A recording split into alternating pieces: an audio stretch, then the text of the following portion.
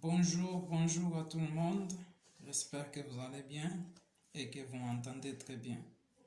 Je vous salue, je vous salue, je vous salue énormément et je suis reconnaissant aujourd'hui pour la première fois.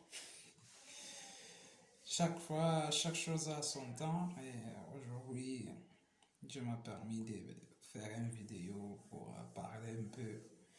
J'espère que ça touchera vos cœurs et que ça vous fera du bien. Néanmoins, déjà, je ne suis pas là pour juger quelqu'un, je ne suis pas là pour incriminaliser quelqu'un, mais juste pour partager une pensée qui me vient à cœur. Vous savez, ces derniers temps, nous sommes en train vraiment de vivre des temps difficiles. Temps difficiles, tout le monde est à la maison, l'économie du pays est paralysée, l'école est fermée, certains postes de travail fermés, beaucoup de chômage partiel. La France connaît des difficultés, partout dans le monde connaît des difficultés. Air France ainsi que d'autres connaissent des difficultés, vraiment.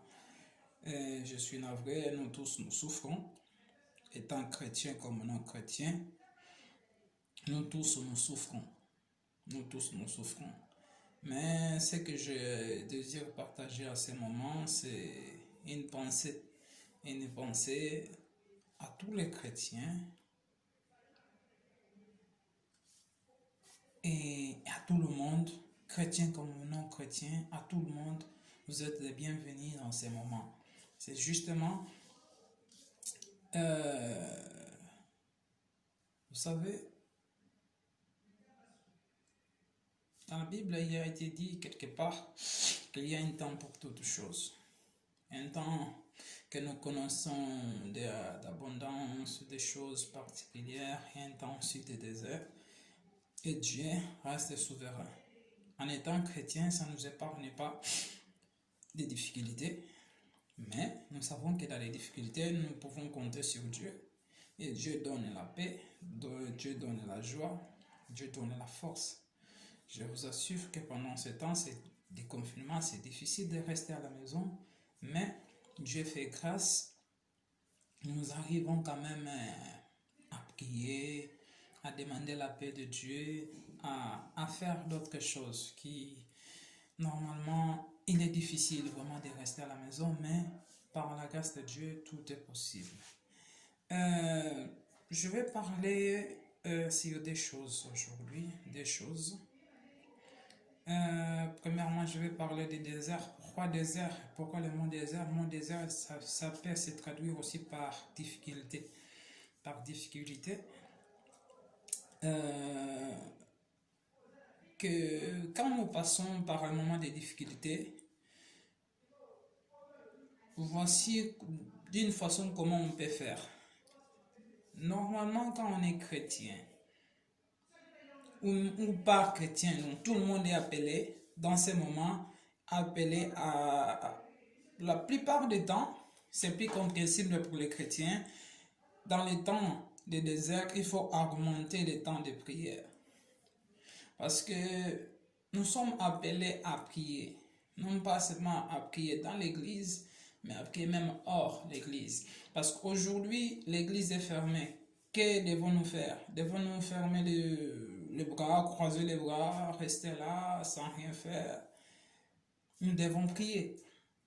Nous devons prier. Il y a plusieurs sujets de prière. Prier pour toi, prier pour ta maison, pour ta famille, prier pour le pays, prier pour les situations à laquelle nous sommes en train de vivre en fait. Et des événements sont immenses. Les événements ils sont immenses. Et poser des questions. Poser des questions. Tu es chrétien, pose des questions. Tu es non chrétien, pose des questions à Dieu. Si on me dit que tu existes, si vraiment réellement tu existes, donc voilà mes questions que je te pose. Voilà, pose des questions. Moi personnellement, donc je n'ai pas de questions à vous donner, mais posez des questions. Demandez à Dieu et dites. Donc demandez Dieu faire quelque chose en fait. Demandez Dieu faire quelque chose. Parce que Réellement, là, nous avons besoin de la main de Dieu et dans notre vie quotidienne. Ce que je parle là, c'est pour cette saison et même tu peux l'utiliser aussi dans un autre temps. Poser des questions, demander que Dieu puisse faire quelque chose. Et lorsque tu pries, tu consultes Dieu en fait, tu parles, c'est un moment de questions.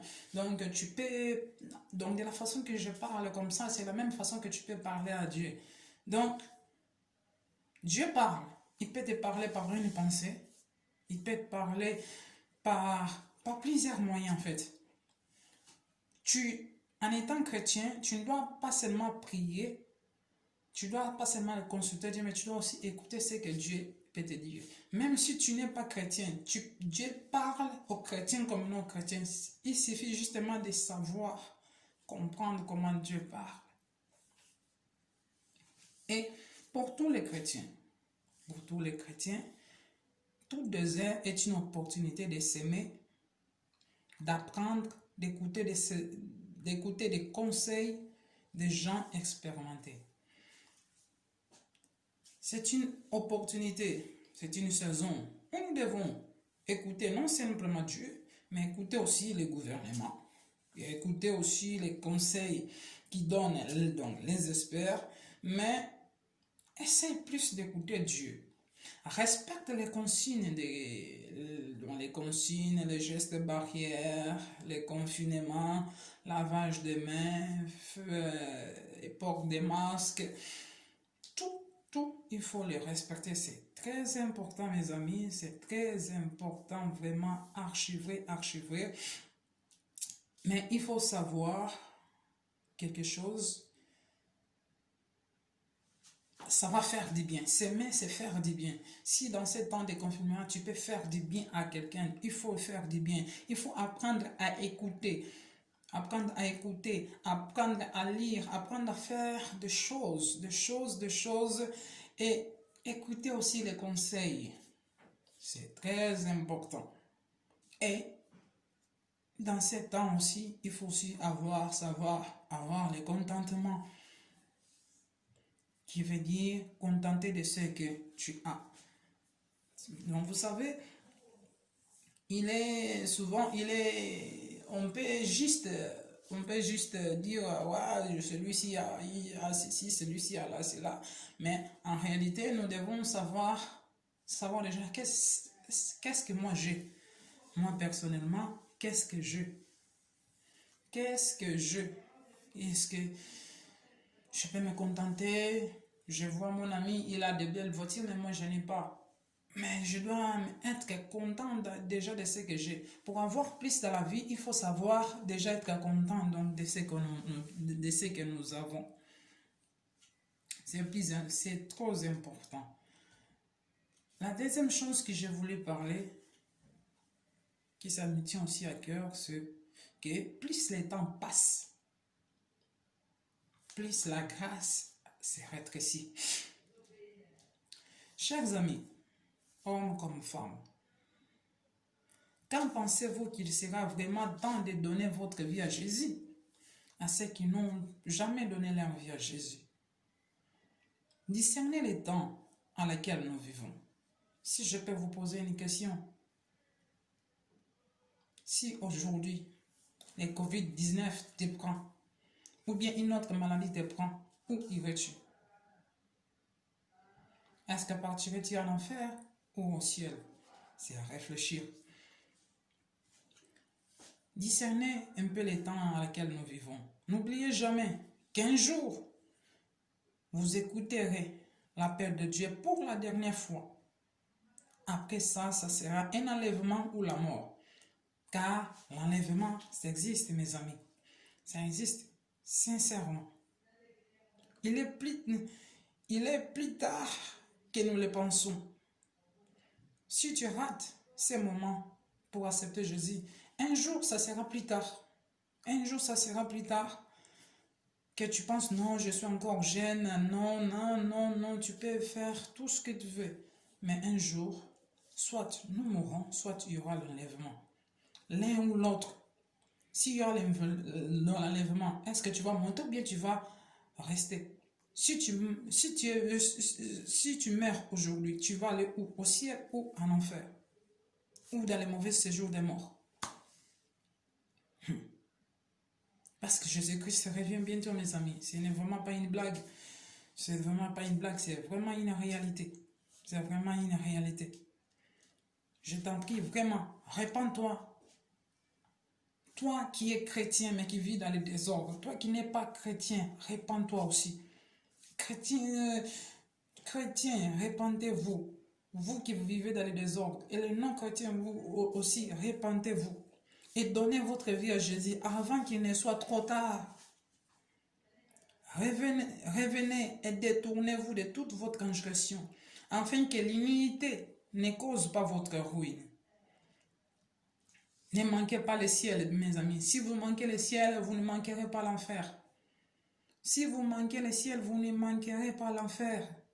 S'il vous plaît, ne manquez pas le ciel à cause des vanités de ce monde, à cause des plaisirs du monde qui ne dirent qu'un petit temps par rapport que l'on fait après la mort, ciel ou l'enfer.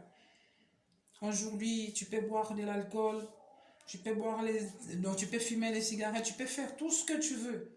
Mais je peux t'assurer que c'est vanité. Moi, je suis là, je suis vraiment jeune. Je suis jeune, mais je ne vis pas vraiment. Je ne me laisse pas conduire par le monde, mais je désire que Dieu me conduise. Je peux vous assurer, être chrétien, ce n'est pas du tout ennuyant. C'est amusant. Et ça te préserve. Beaucoup de gens se trompent sur mon âge. Bon, donc le plus important déjà, ce n'est pas ça. Mais tu vois que je régénis toujours. Pourquoi? Être avec Dieu, c'est merveilleux. Être avec Dieu, c'est magnifique. Je vous en supplie, je vous en conjure. Les temps deviennent de plus en plus difficiles. Les gens, ils sont angoissés. Les gens, ils tremblent. Les gens, ils ont peur. Mais je vous assure, à ceux qui sont chrétiens, la maladie peut l'attraper. Dieu peut lui faire grâce et revenir à la vie. Ou s'il meurt, il n'a pas peur parce qu'il part au ciel. Et si Dieu ne permet pas qu'il puisse mourir, il va revenir à la vie. Même si le Covid-19 l'attrape. Ce sont des phénomènes, mais la main de Dieu vient. Cette vague qui est venue, il va passer. Je le crois et je le sais que cette vague va passer. Mais la leçon qu'on peut en tirer de ça, c'est quelle leçon? Si aujourd'hui, mon frère, ma soeur, mon ami, si tu mourrais aujourd'hui, où irais-tu? C'est quelque chose à réfléchir. Répentez-vous, s'il vous plaît, et donnez votre vie à Jésus. Donnez votre vie à Jésus. Ne manquez pas le ciel à cause des bêtises de ce monde. L'alcool, la drogue, le sexe et tous les autres. Toutes ces choses dirent peu. Après la mort, là où vous allez passer la vie, c'est là il y a plus de temps. Parce qu'après la mort, la vie ne finit pas. Non, non, non, non. Après la mort, la vie ne finit pas. Et après la mort, il n'y en a pas les purgatoires. Non, non, non, non, détrompez-vous. Après la mort, la vie continue. Il y a une autre vie après la mort. Et il n'y en a pas les purgatoires. Détrompez-vous, s'il vous plaît.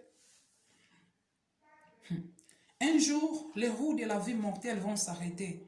La mort dont personne ne connaît les jours ni l'heure. La Bible déclare, il est réservé aux hommes de mourir une seule fois. Après cela vient le jugement. À la fin de ta vie, sur la terre, rencontreras-tu un père qui t'accueillera au sein de sa maison, ou un juge qui prendra décision ferme sans appel à ton sujet? Réfléchissons bien là-dessus. Bien-aimés, frères, sœurs, c'est donc le moment de prendre une décision juste, de donner ta vie à Jésus, de te réconcilier avec lui avant qu'il ne soit trop tard, car nul ne sait où, comment ou quand il quittera la terre. Prépare-toi donc à rencontrer ton Dieu. Bien-aimé, écoute-moi.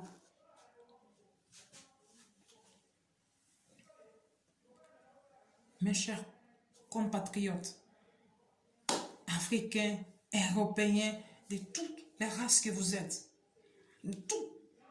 Moi, je respecte tout le monde, je considère tout le monde, mais je vous dis quelque chose qui est vrai, quelque chose que moi j'ai goûté et quelque chose qui me donne l'assurance que si je ne suis pas là aujourd'hui, je suis tranquille. Pourquoi?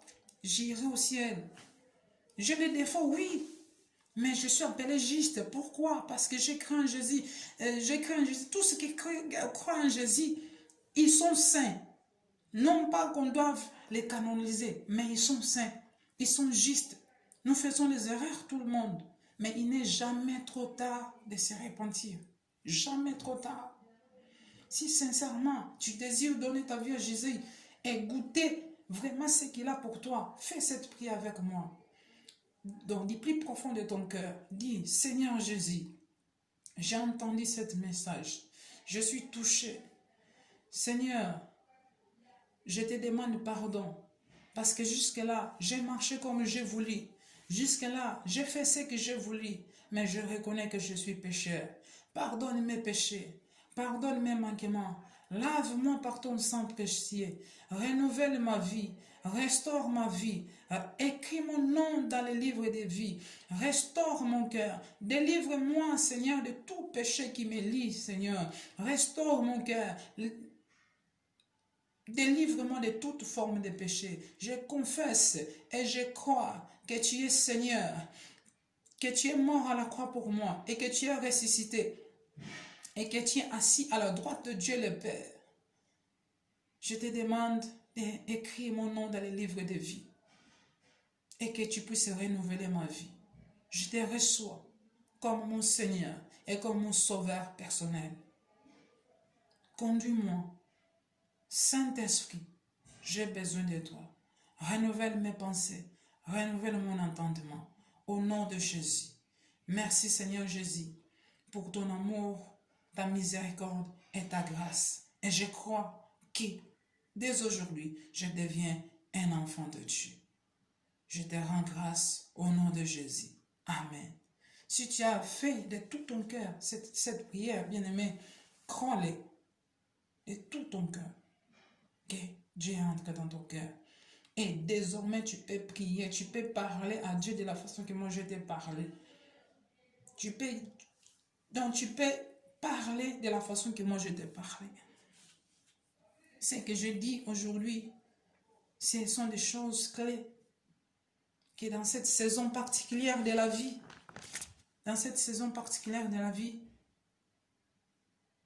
augmenter le temps de prière, poser des questions à Dieu, écouter Dieu, respecter les consignes et réfléchir que si aujourd'hui tu mourrais, où tu irais. Donc, que Dieu te bénisse. J'espère que cette vidéo t'a touché et je sais que par la grâce de Dieu, j'en ferai encore d'autres. Que Dieu vous bénisse. Bonne fin de journée. À bientôt. Au revoir.